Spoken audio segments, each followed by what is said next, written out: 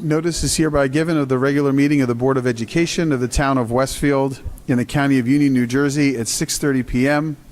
or thereabouts on the evening of Tuesday, April 7th, 2026 in Cafeteria B of Westfield High School, 550 Dorian Road, Westfield, New Jersey. The purpose of the meeting is to transact the regular business of the board and to transact any other business to come properly before the board. This is to advise the general public and to instruct that it be recorded in the minutes that in compliance with Chapter 231 of the Public Laws of 1975, entitled the Open Public Meetings Act, the Westfield School Board on Thursday, March 26, 2026, caused to be posted at the Office of the Board of Education, located at 302 Elm Street, Westfield, New Jersey, and delivered to the Westfield Leader, NJ.com, the Westfield Library, Town Clerk of Westfield, Tappan to Westfield, District website, and Patch.com. A meeting notice setting forth the time, date, and location of the meeting. Patty, may I have a roll call, please? Rob Bonaccio. Here. Kent Diamond. Here. Brendan Galligan. Here. Charles Gelinas. Layla Morelli. Here. Sonal Patel. Here. Kristen Sonic Schmeltz. Julie Steinberg. Here. Mary Wickens. Kent, would you lead us in a flag salute, please?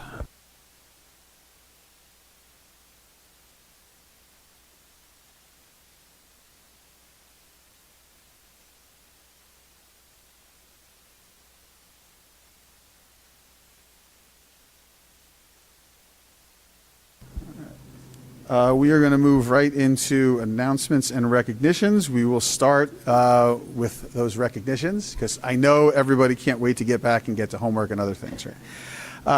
Tonight we are proud to recognize the Westfield High School girls basketball team for their outstanding season.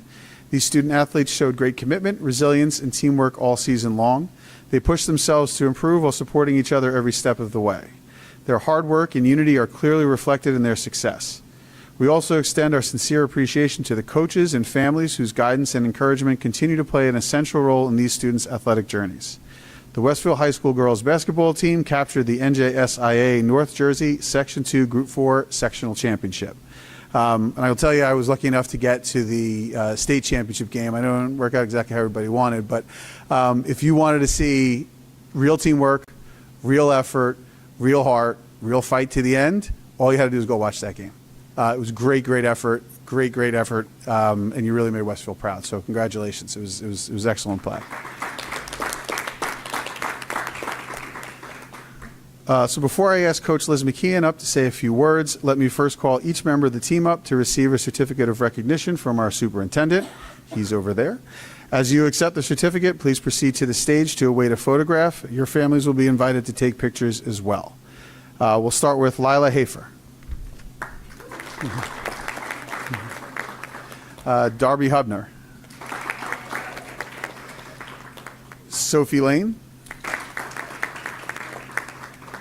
Megan Logan. Elena Stewart. Marin Fowler.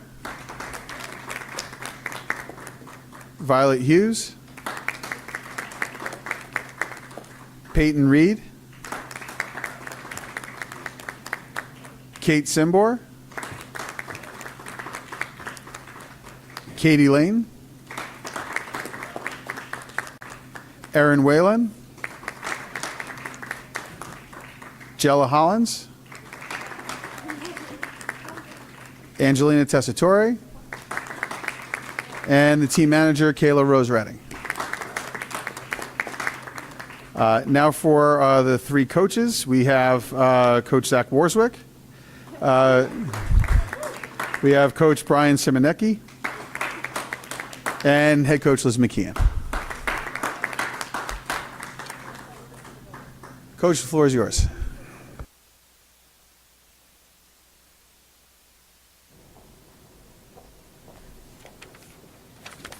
First, I would like to thank your kind words. That means a lot. These girls have worked their butts off, not just this entire season, not in the off season, but their entire careers. So it's very hard for me to not get teary-eyed when I know how well they represented Westfield, and they just put on a great performance at Rutgers, and I couldn't have been prouder of them. So I would like another round of applause for them because they're just amazing.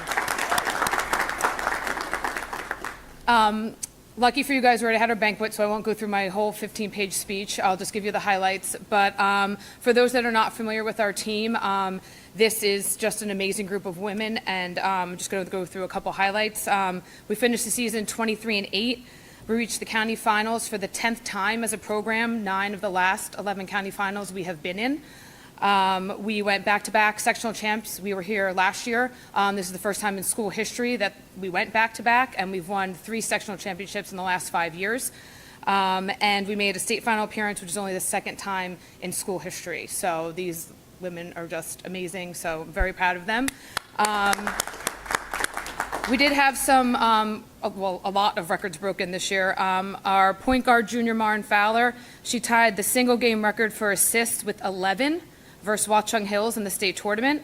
Her 145 assists this season is 2nd in school history, and her 7 three-pointers in our county game versus Union Catholic tied the school record for threes in the game. So congratulations, Marin.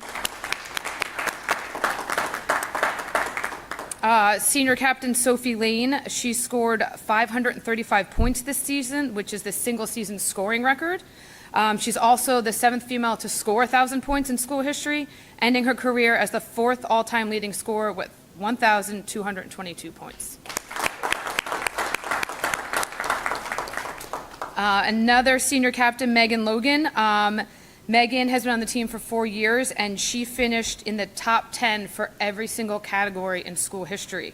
She's 10th all-time in steals with 164. She's 9th all-time in scoring with 906 points. She's 6th all-time in assists with 242, 2nd all-time in rebounding with 703, and she holds every single record for blocks. In a single game, she had 8, and she did that twice. In a season, she had 121, which was this year, and for her career, she has 263 blocks, and the sole leader. So we want to thank you for this recognition. Like you said in the beginning, they're a great group to watch. You would not be wasting your time coming down the hall and watching them play. They do a great job. The most impressive thing is that our gym is filled with young girls that idolize these girls. They are heroes to them, as they should be. They handle themselves and represent us to the best of their ability, both on and off the court, and I couldn't be prouder to be their coach. So thank you very much.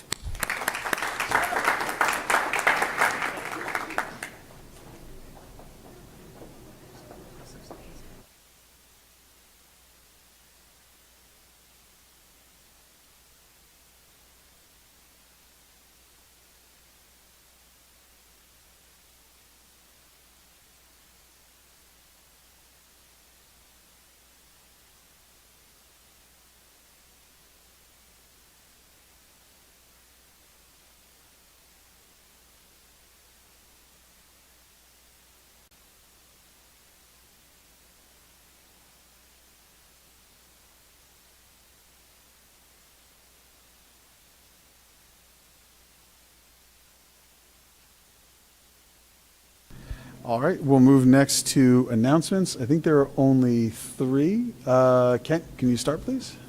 Sure. Westfield Public Schools Summer STEAM Camp registration is now open. We are excited to announce that this year's program will expand beyond science, technology, engineering, and mathematics to now include creative art experiences. Also new this year is a full-day camp option. To learn more, please visit the STEAM Camp website posted on the district homepage. Thank you. Brendan? Yep. Grade 1 registration remains open for the 2026-2027 school year. Detailed instructions required documents and registration forms can be found under the Student Registration tab on the district website at www.westfieldnjk12.org.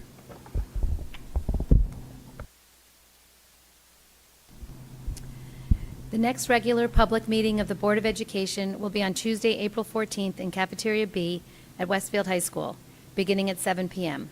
The meeting will be live streamed via the district YouTube channel, which viewers can access on the board tab on the district website.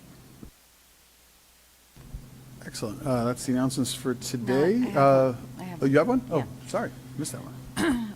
Westfield Public Schools proudly celebrated Read Across, is this an old one? Yeah, that is. It's an old one, never mind. I do not. But it was really, look, it's really important. I like it. It was a goodie. It was a good one, right? It was, if you're gonna use another one, that was the one, definitely. Now I think we're good. So we'll move to the report by district administration. Dr. Gonzalez. Yes, well, I'll keep my remarks brief as we do have a second meeting this month. But I did want to acknowledge that this month we will continue our referendum and budget presentation roadshow. Starting last month, we've been attending all of the school-based PTO meetings in order to provide information to the school community about our school budget for the 26-27 school year, as well as providing updated information regarding the progress related to each school's referendum projects. In particular, we're providing some renderings of the proposed elevations, external elevations that are going to be added to each of the schools. And by elevations, I just mean the outside views of the schools. We are also using the opportunity as we present to each school to also present the renderings for the schools that the students may be attending after they leave that school. So for instance, any elementary school that feeds into Edison School will see the renderings associated with intermediate school media center at Edison School, as well as the high school edition.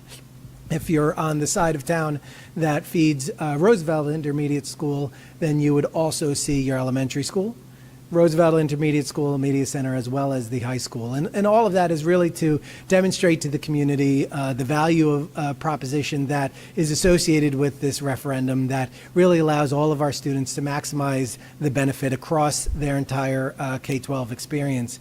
In addition, starting in actually in 2 weeks.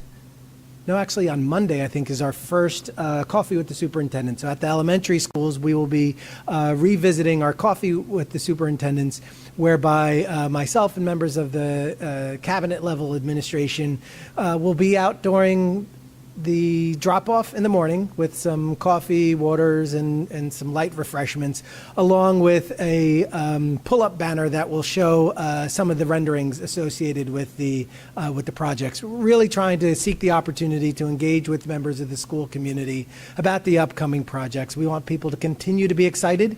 Even though they don't see any shovels in the ground at this time, there's still a lot of activity, and we want to ensure that folks has ample opportunity to engage in those conversations.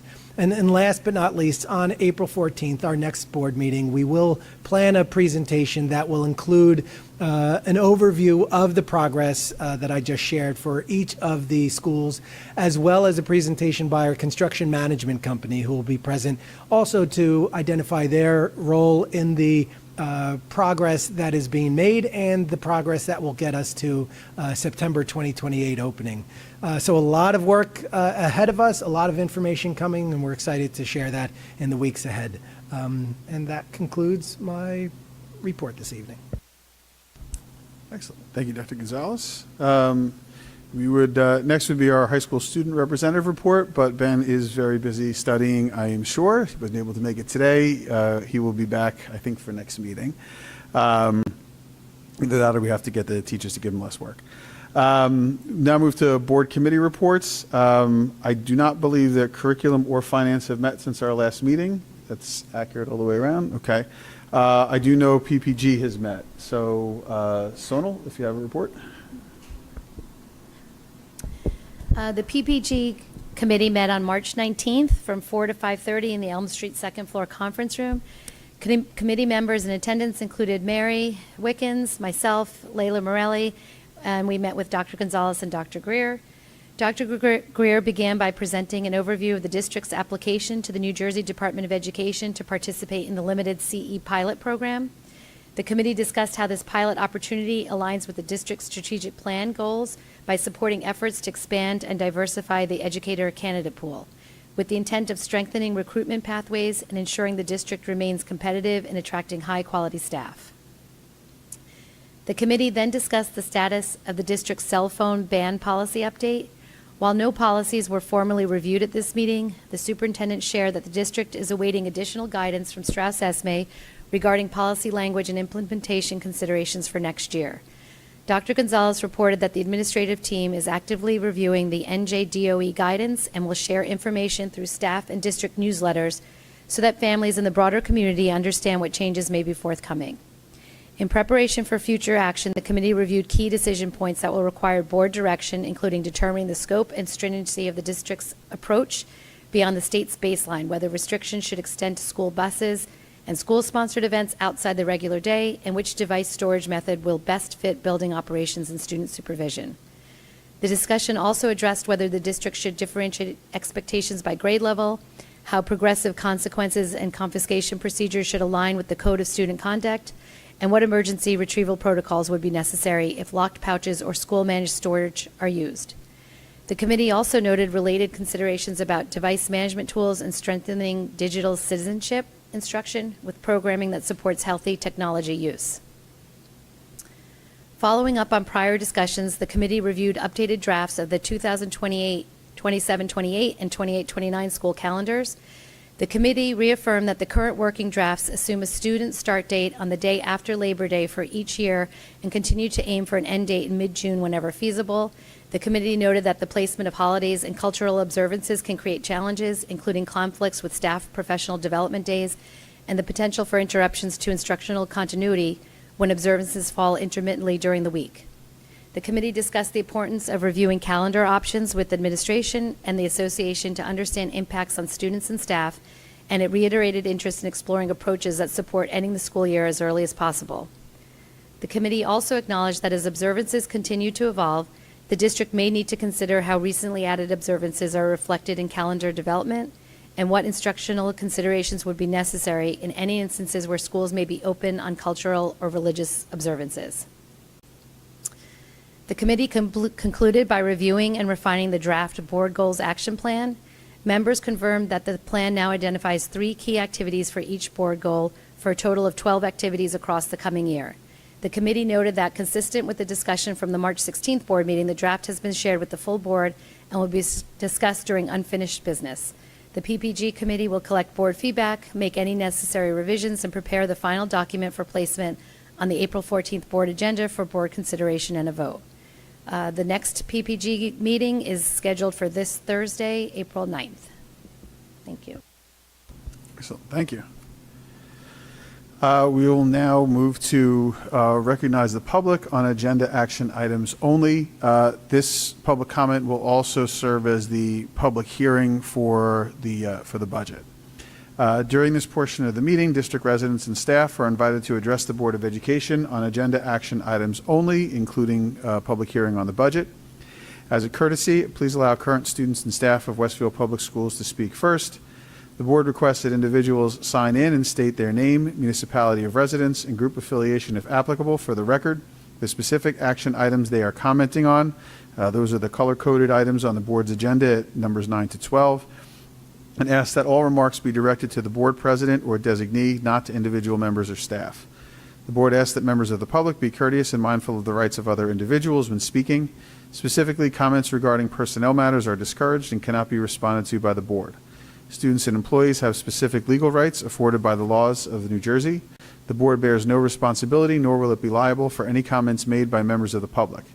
If a matter concerning a district staff member is of interest or concern to a resident, the matter should be referred to the responsible building principal, superintendent of schools, or the Board of Education, either by telephone, letter, or email. Although the board may not respond to items raised during the public forum, all public comments will be considered.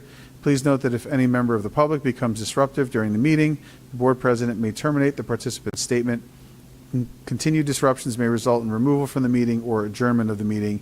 Each speaker's statement will be limited to 3 minutes in duration. Seeing no public comment, I will close both the public comment and the hearing on the budget. We will move to board action. I will make a motion to approve the March 16th, 2026 regular board meeting minutes and the executive session minutes. So I have a second, please. Sonal?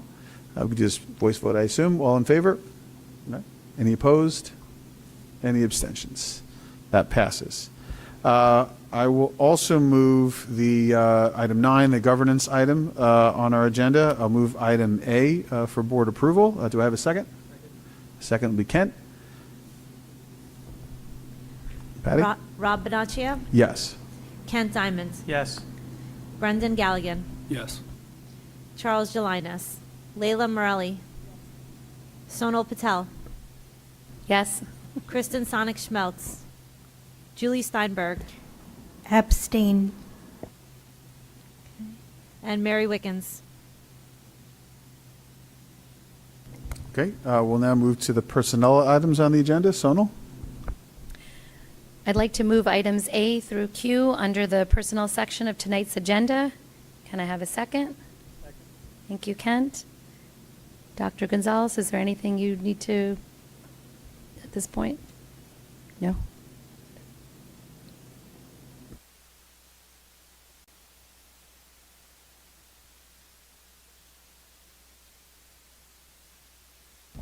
We have one retirement. I apologize.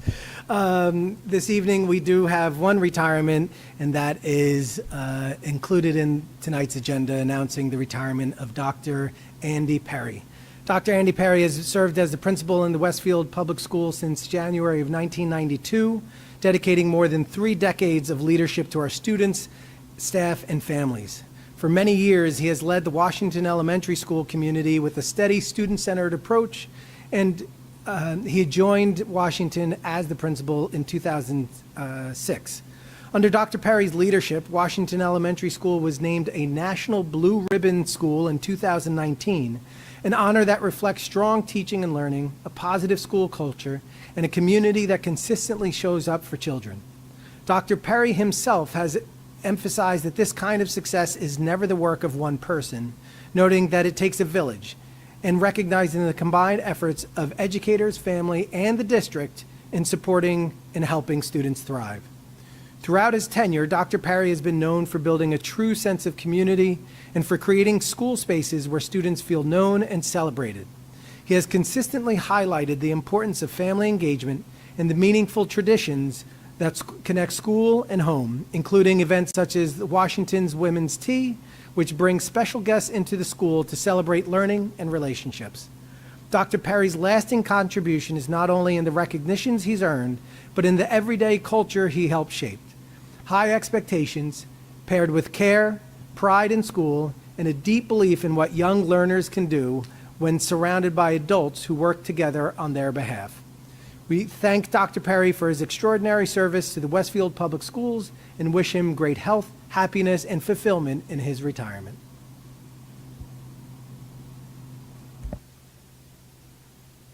Ready?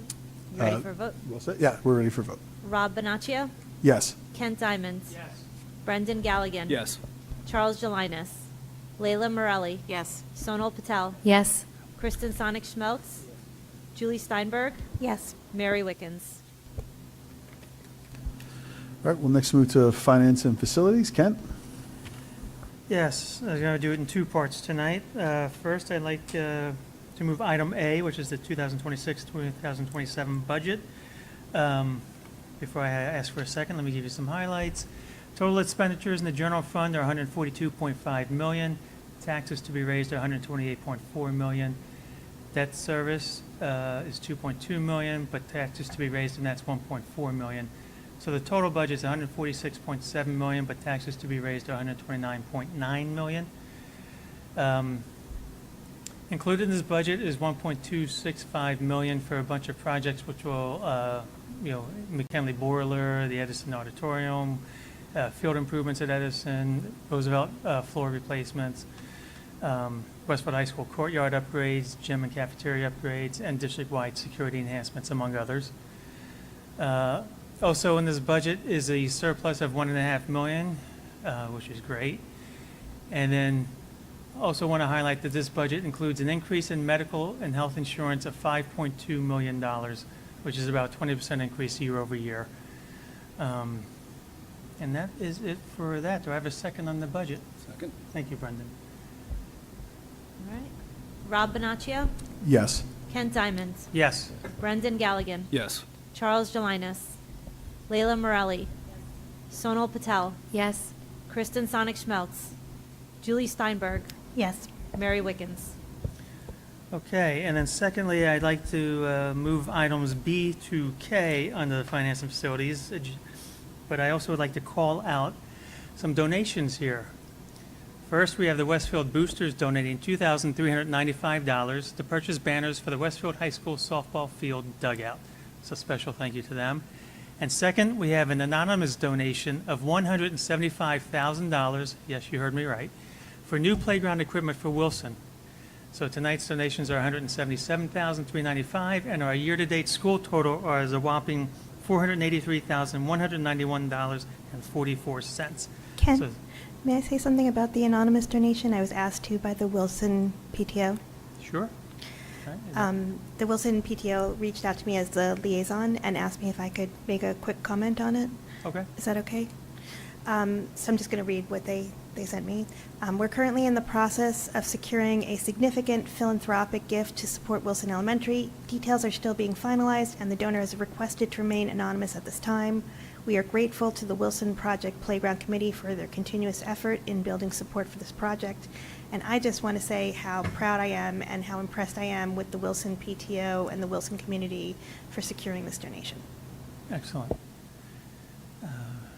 That's it. That's all I have. And All right. may I have a second? Second, and then I'd like to make a Okay. couple comments. Yes, and Brendan. Yep. Go ahead. I'd like to call out items C, D, E, and, yeah, to C, D, and E, and they are the first contracts being awarded for our bond projects. Among those projects, we have a contract for just under $600,000 for Phase 1 of Wilson Elementary School. It's some grading and site preparation work. I believe it involves moving some playground equipment. That's Um, Washington. What? Washington, sorry. Did I say Wilson? I Yes. meant Washington. Then we have another contract for $1.75 million for bathroom renovations at Tamaulipas, Wilson, and Westfield High School. And the third contract being awarded tonight is just under $2.7 million for the media center renovation projects at the two intermediate schools. The first of many, many contracts over the next couple of years, but I guess later this spring, there'll be some shovels in the ground, quite literally. So it's exciting. Long time in the making, and it's finally coming to fruition. All right, ready? We're ready. Rob Bonaccio, Yes. Kent Diamond, Yes. Brendan Galligan, Yes. Charles Gelinas, Layla Morelli, Sonal Patel, Yes. Kristen Sonic-Schmeltz, Julie Steinberg, Abstain. Mary Wickens.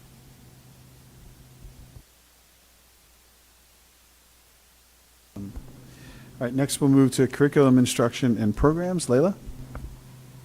Tonight, I'd like to move items under the A section of curriculum instruction and programs, which are the field trips. Do I have a second? Thank you, Kent. All right, Rob Okay. Bonaccio, Yes. Kent Diamond, Yes. Brendan Galligan, Yes. Charles Gelinas, Layla Morelli, Yes. Sonal Patel, Yes. Kristen Sonic-Schmeltz, Julie Steinberg, Yes. Mary Wickens. All right, those motions carry. We'll now move to unfinished business, which is the discussion of the board goals action plan draft. Sonal, I'll have you introduce it, and then we'll go around and comment.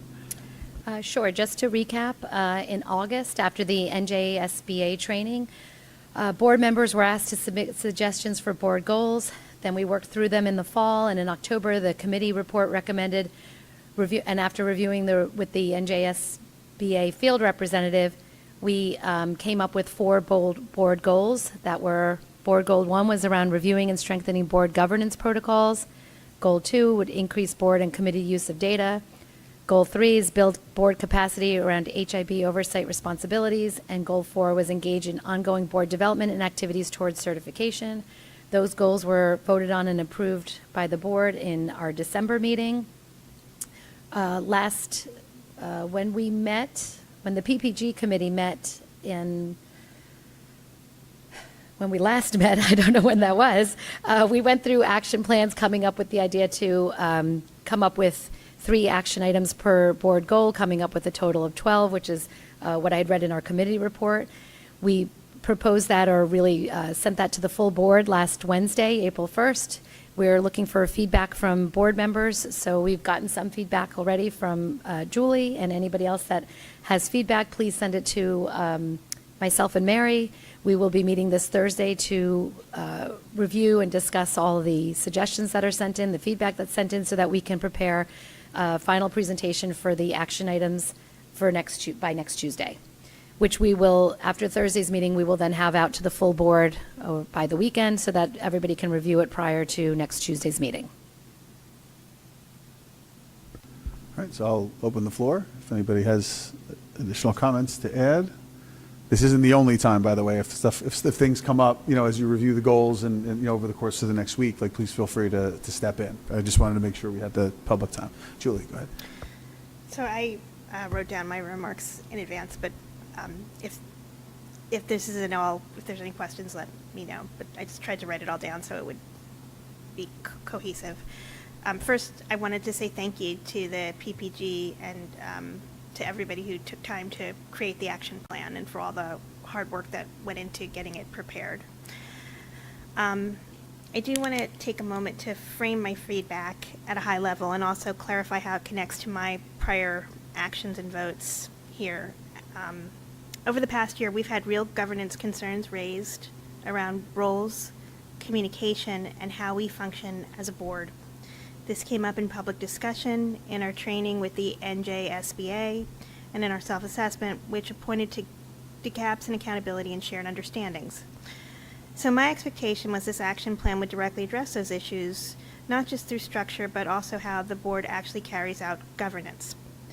But what I see is a plan that, while well organized, largely assigns ownership to the board president, PPG, and the superintendent, with limited reflection on governance as a shared responsibility of the full board. And from a governance standpoint, that's a concern. The NJSBA guidance is clear that the board governs itself collectively, and if that isn't reflected in how work is structured, responsibility can concentrate and accountability can diffuse. I also want to connect this to my voting pattern on the monthly HIB reports. My concern has never been about whether or not the reports are provided. They are. It's about whether or not the board is receiving information in a way that allows us to actually fulfill our oversight role. Right now, the reporting is largely static. It doesn't allow us to easily see patterns, trends, or whether interventions are working over times, and at times, I haven't been able to fully reconcile the information presented with what I'm seeing in other settings, which makes it difficult for me to rely on it for oversight.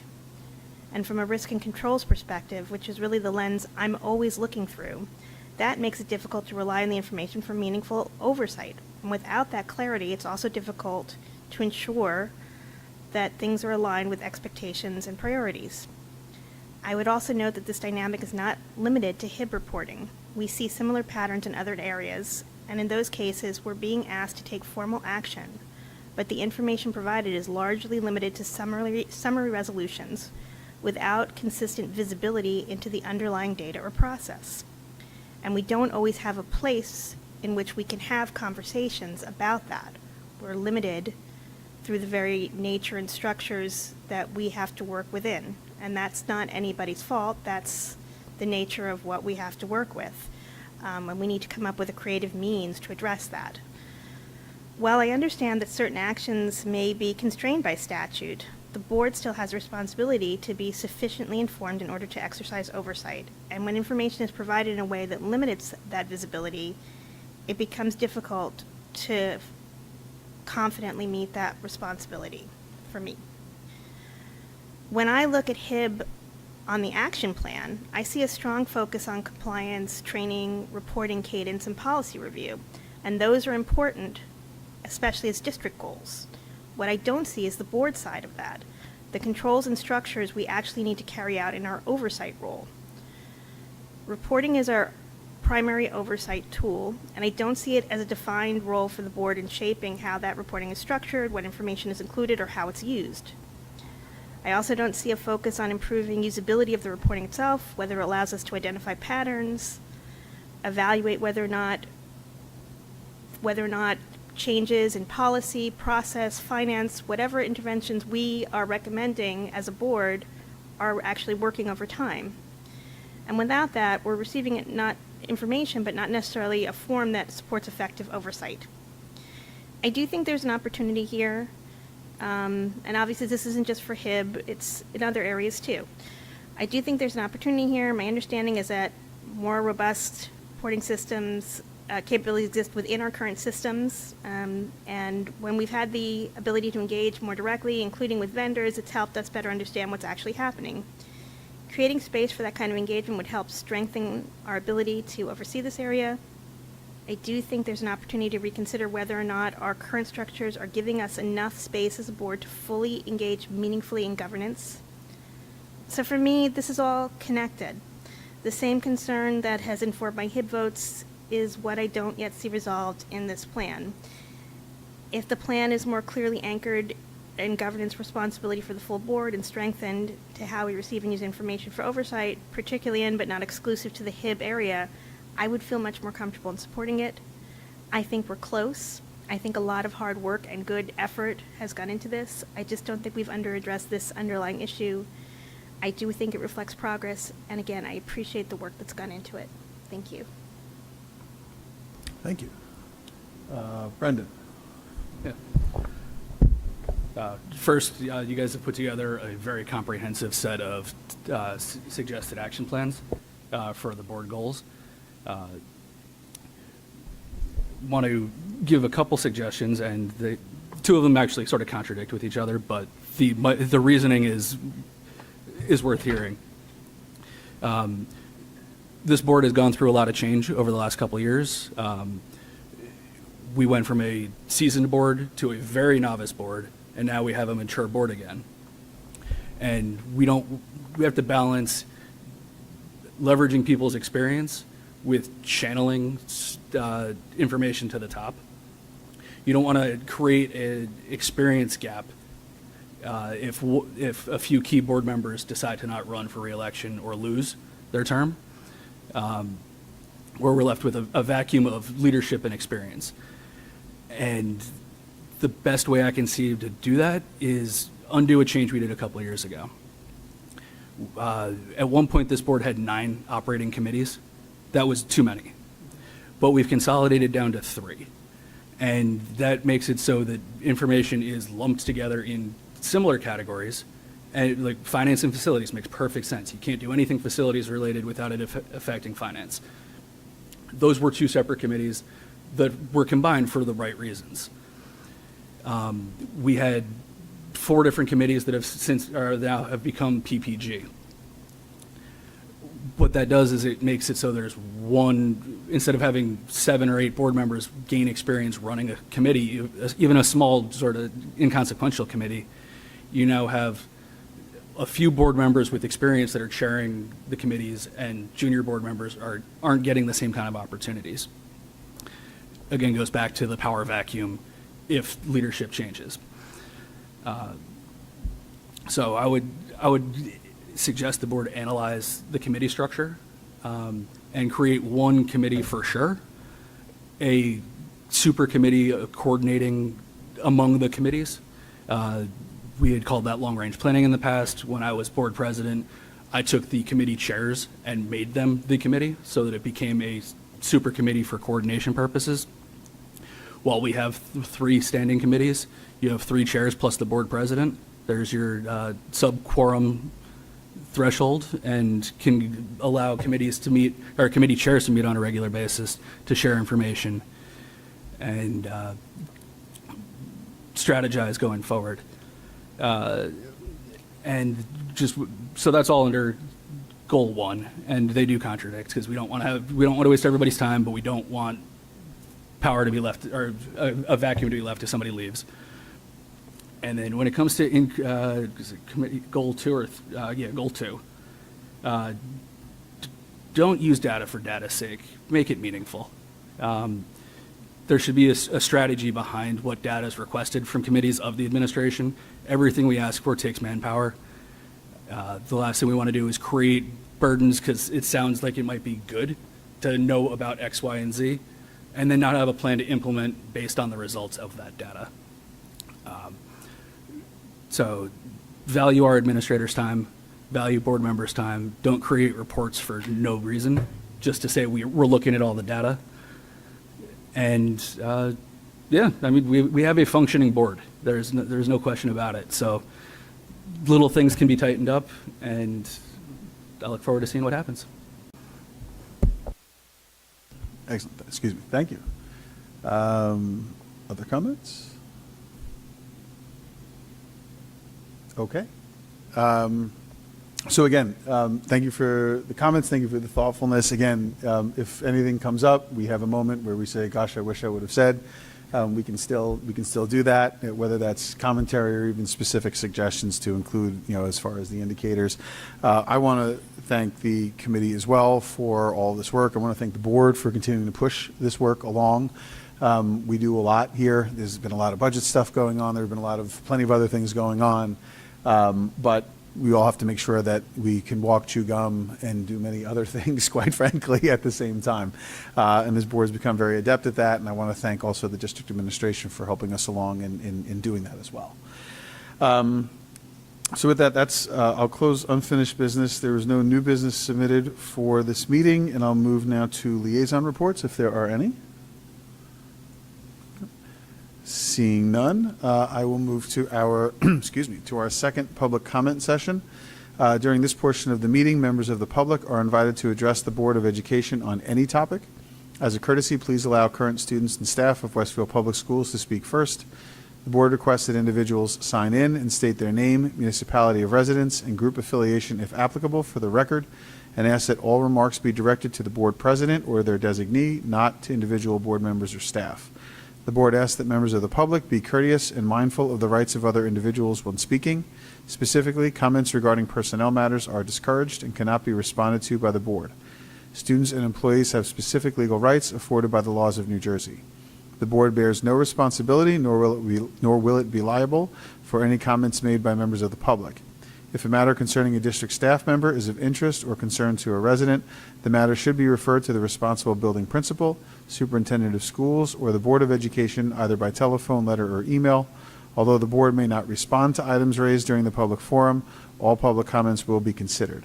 Please note that if any member of the public becomes disruptive during the meeting, the board president may terminate the participant's statement. Continued disruptions may result in removal from the meeting or adjournment of the meeting. Each speaker's statement will be limited to 3 minutes in duration.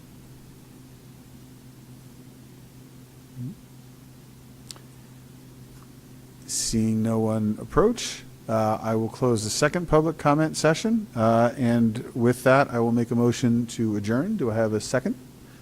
Kent, we can do a voice vote. All in favor? Any opposed? Any abstentions? We are